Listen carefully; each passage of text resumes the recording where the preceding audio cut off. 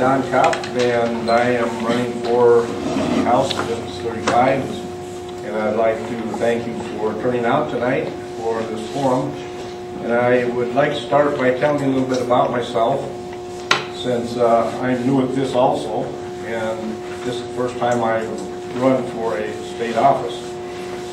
I have lived just about all my life here in Rapid City. My wife and I raised our 3 kids here in Rapid City. They all 3 graduated from Central High School. After I got out of the Navy, I got a job with the South Dakota Division of Forestry.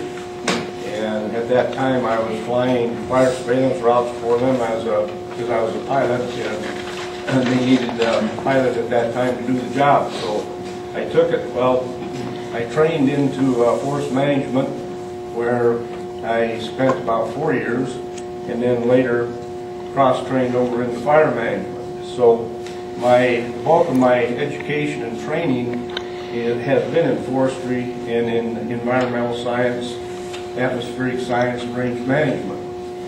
And if I am elected to go to Pierre, one of the main issues that I will address, or try to address, is energy. I believe that energy, as I mentioned last week at the Civic Center, that energy is the lifeblood of not only our nation, it's the lifeblood of our state. And if we can get the energy equation right, I think we can take care, to a large degree, of the economic problems that we face, not only as a state, but as a nation. I am for downsizing government.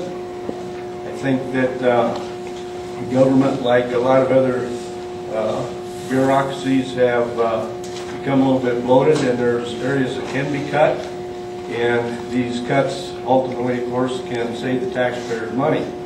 I think that one of the areas that we could cut right off the bat, and I probably will get a lot of flack from it, is the corn-based ethanol production. They get a 2% tax break.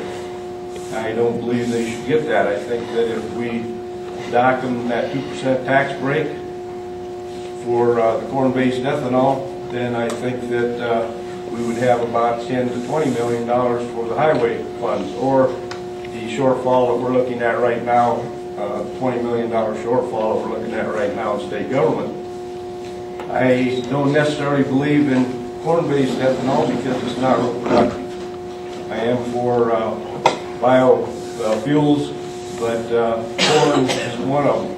I think switchgrass, which has twice the sugar content, is considerably more effective than corn, and it's a whole lot less to manage it.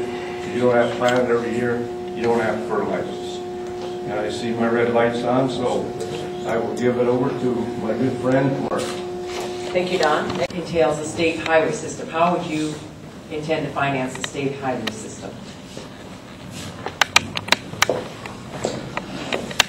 I think the state highway system, like any other system within the state, can be financed simply by, and I shouldn't say simply like it's a simple deal, but can be financed by cutting a lot of the bureaucracy out that we have right now. I think that I mentioned earlier that if we can drop 3% on corn-based ethanol, that would provide about $20 million. You could possibly put that into the system. I think it was Phil mentioned no, it wasn't either. It was Dennis Finch had mentioned that he doesn't really favor toll roads, but that would be one idea possible, that people that use a particular road the most, get the most benefit from it, may be willing to pay a small toll. I don't know.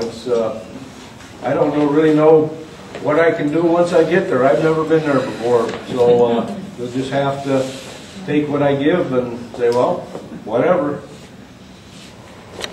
Be the elderly, and of course financing is always a money issue, isn't it? But can you tell us a little bit about your thoughts, your plans? You're not 20 years old, but you're not 80 either. Can you tell us a little bit about your plans for the future of nursing homes, for assisted living? Again, from a legislative perspective, some of your ideas going into this. You're new. Going into this, what are your thoughts? That's kind of like nursing bed, one that I got earlier. Plans for nursing homes? Was that Yeah. the question? Yeah. It's a general question. You can answer it any way you so choose. Well, I'm not even sure how nursing homes are funded to begin with. And I guess nursing homes are funded primarily by the people that they take in and by insurance companies that may be supporting that particular type of program. Different retirement programs that the nursing home may funnel off that money to pay for the project. But I know that nursing homes are extremely expensive, and how you would get more money to nursing homes to do a better job is, I guess, it would have to come from the people that are going to be utilizing it. And this would mean, obviously, that the person prepare for that end result, because we're probably all going to end up there someday. And so that would just be one way of planning for our future. I mentioned earlier that energy is one of the things that I will be keen on. And I think that wind energy has kind of been oversold. I don't know, most people aren't aware of the fact that you can only convert so much wind into electrical energy. It's 41%. And so if we have 100 windmills, for an example, it's equivalent to only 41 of them are producing 100% power. I think that we really need to look harder at nuclear power, clean coal technology, and natural gas as being the thing that's really going to bridge our energy needs that we're going to have. And we can do that in this state. So when it comes election time, just a few more days, I would appreciate your vote. Don Kopp, District 35. Thank you. Thank you, Don. Mark?